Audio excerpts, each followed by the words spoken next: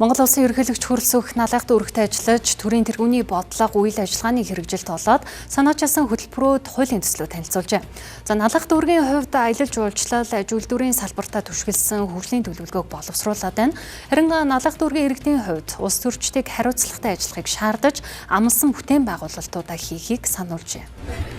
Монгол Улсын ерөнхийлөгчийн санаачилсан хүнсний хувьсгал, тэрбум мод, эрүүл Монгол хүн, цагаан алт, илгээлт 2100 зэрэг хөтөлбөрүүд улсын хэмжээнд амжилттай хэрэгжиж байна. За налахт өргийн хувьд дээрх хөтөлбөрүүдийг амжилттай хэрэгжүүлэхэд хоёрын хэвшлийнхэнтэй хамтран тодорхой үр дүнд хүрсэн гэлээ. Энэ өнгөрсөн 2-3 жилийн хугацаанд Монгол Улсын хэмжээнд 53 хүнсний үйлдвэр шинээр ашиглалтанд орж олон арга үйлдвэрүүд өөрсдийнхөө үйлдвэрийн хүчин чадлыг нэмэгдүүлсэн ийм сайхан амжилт гарлаа.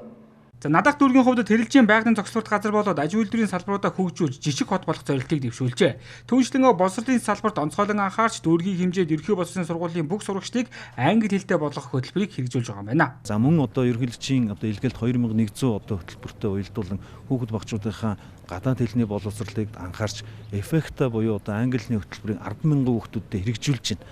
За энэ хөтөлбөр маань хэрэгжснээр манай налгын бүх хүүхдүүд англи хэлний төвшин ахихаас гадна байгалийн шинжилгээ ухаан дээр нэлээдгүй анхаарч ажиллаж байгаа. За Монгол Улсын ерөнхийлөгчийн зүгээс улсын хурлын гишүүдэд тооцох хяналт хариуцлагыг чангуулах агуулга бүх улсын хурлын тухай хуульд нэмэлт өөрчлөлт оруулах хуулийн төслийг өргөн барьсан билээ. Тэгвэл иргэдийн зүгээс уг хуулийн төсөлтэй холбогдуулан дараах байр суурийг илэрхийлж байна. Ядаж энэ хүмүүс бас нэг хууль дэг жоромтой улсад амьдарч байгаа өөрөө хууль сахиулах байгууллагын хамгийн оройд нь их хурлын гишүүнээр ажиллаж байгаа хүмүүс өөрөөсөө эхлээд хариуцлагатай байгаасаа гэж хүсмээр байна. Сонгогдож байгаа сонгуулийн гишүүд их хурлын гишүүд нь юу хийх вэ шүү дээ.